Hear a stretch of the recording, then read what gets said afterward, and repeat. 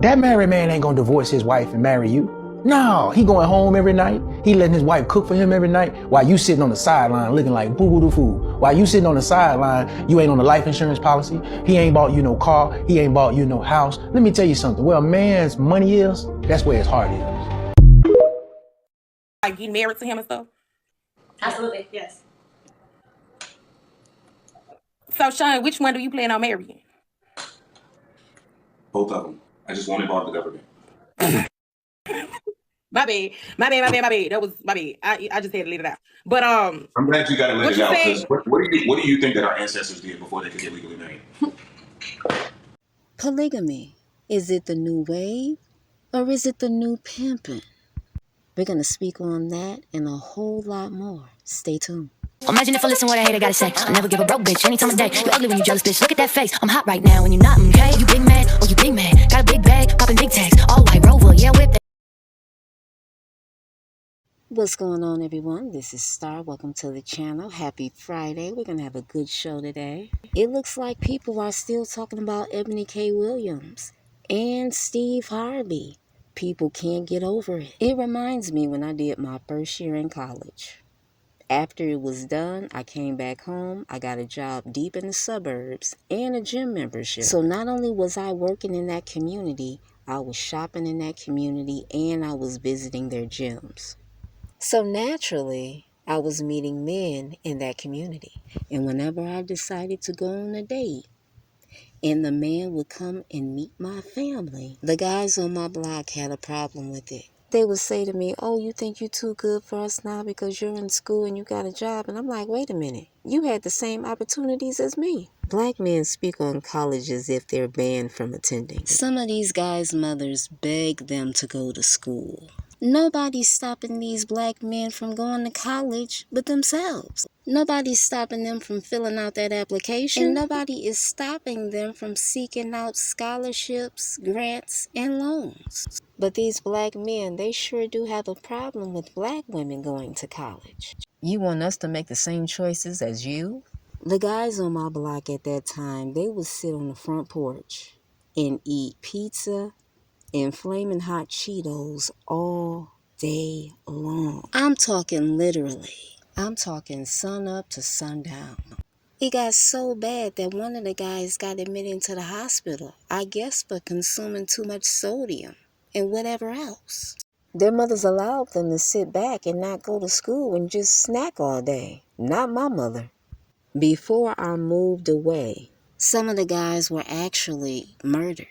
It's been a couple of years since I've been to the old neighborhood. More have probably passed away. I wouldn't be surprised. And this is what happened when you have absolutely no focus. It's a cold world out here. And the streets love no one. And some black men don't understand that. And now you got black men on YouTube screaming about poly relationships. But how are you going to do that when now you're fighting with Steve Harvey because he told you to take care of your wives and children? You don't want to do that.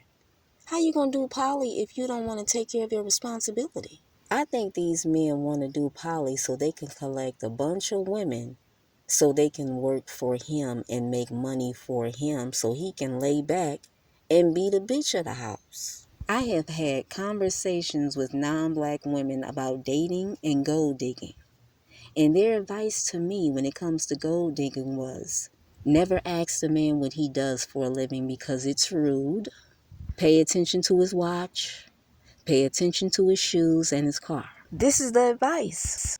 But that's not always the case because I went to the grocery store last week and I pulled into my parking spot. A man pulled in beside me in a beautiful gold deluxe 4-door BMW. The car was beautiful. But when I got out my car and he approached me and he can barely speak a full sentence, something was wrong. He wasn't nervous. He was just a street dude that didn't know basic English. And he had his pants hanging off his ass and you can see the print of his butt cheek. No, thank you. I don't like street dudes. A street dude can get you killed. Back in my old neighborhood, a woman was married to a street dude. He was on the run because people were after him, so they got to her. They shot her 8-9 times in the stomach, and she was about 8 months pregnant, so she was laid out in the middle of the street, and I was right there watching. I learned right then and there, you don't mess with street dudes, you don't mess with drug dealers. Where I live now is drastically different. There are no excuses, and my neighbors, the phantoms and aventadors in their circular driveways have to be paid for. There are kids that are in a $30,000 a year school, private school, that has to get paid for. The men where I live, they take pride in hard work and getting to the bag and taking care of their wives and taking care of their children. They take pride in that. They have that Steve Harvey mindset. I seen on YouTube where Steve Harvey showed his routine. And he got up at 4 in the morning and he goes to his studio in his home and tapes the radio show for 4 hours. Then he works out, and then he does his other projects.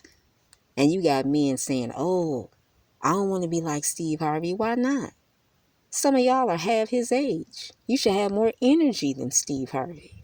Black men are always saying to black women, oh, you're a gold digger. Why y'all love money so much?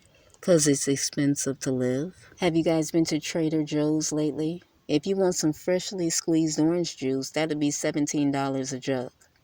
Yeah. Guys always tell women, oh, stop focusing on money. Yeah, tell that to the mortgage company. Better yet, stop paying on your car note and see what happens. While your ass is laid up sleep, here come the repo man. Money matters. Which makes me think of Iyanla Vanzant and how she's telling women, hey, you got to give that bus driver a chance. Well, she said that to Eboni K.Williams, basically. I'm going to say it again. Iyanla needs to tell her story because she has a lot of abuse in her background. And I'm not saying that to attack her, but young women need to hear that story. When a man breaks your jaw at 7 months pregnant, we got to hear that. We need to hear if this was a high-value man, a blue-collar man. We need to know full details and the red flags that we need to see when we're dating men.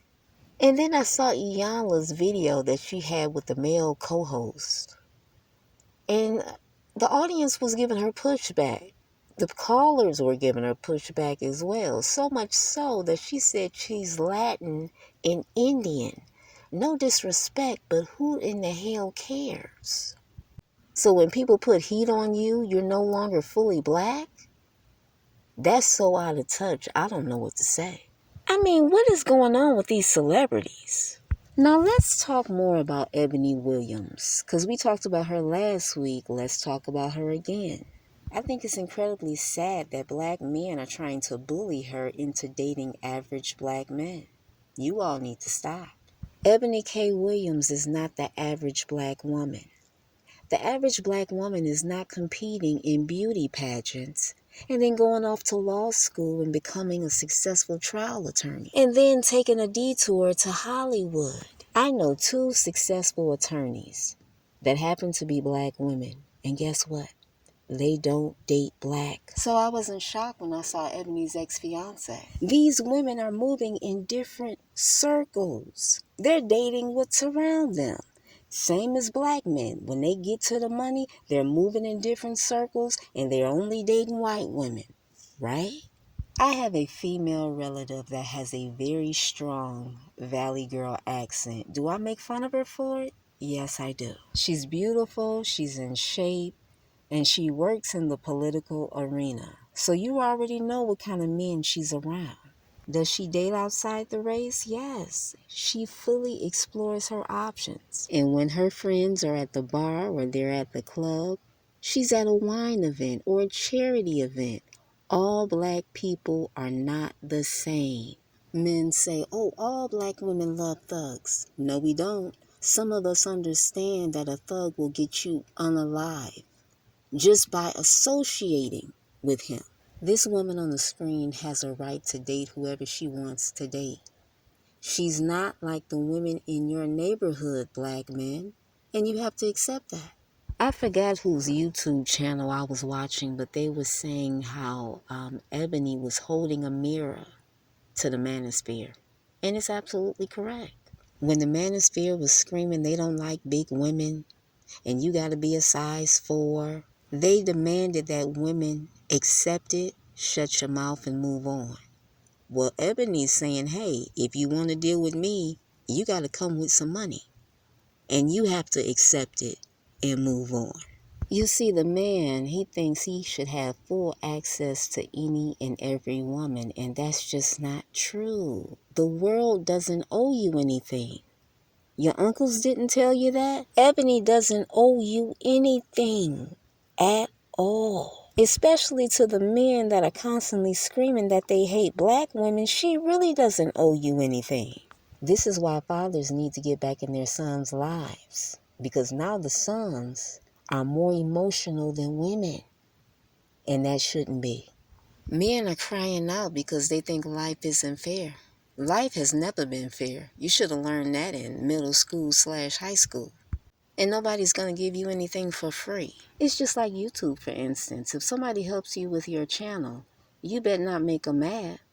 Because then you're going to find out what they really feel about you. That's why I had to learn how to do my own thumbnails. I had to learn how to do my own graphics. I don't have time to be getting into arguments with people for what they did for me. Let me sit down, research, and do it myself. Because nothing is free. If Ebony suddenly pops up with a black boyfriend, I'm blaming all y'all. Because she's doing it for y'all. Now let's move along to Jaime Foxx. It's still no good news on Jaime Foxx.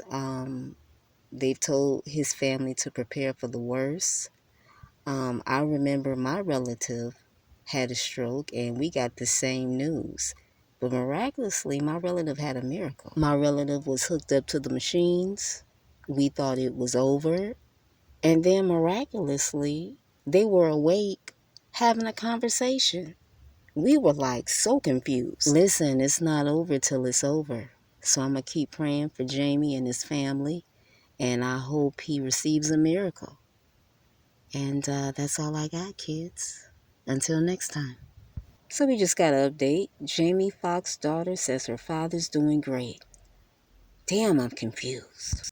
I'm Star. Thank you so much for coming to the channel. Good night.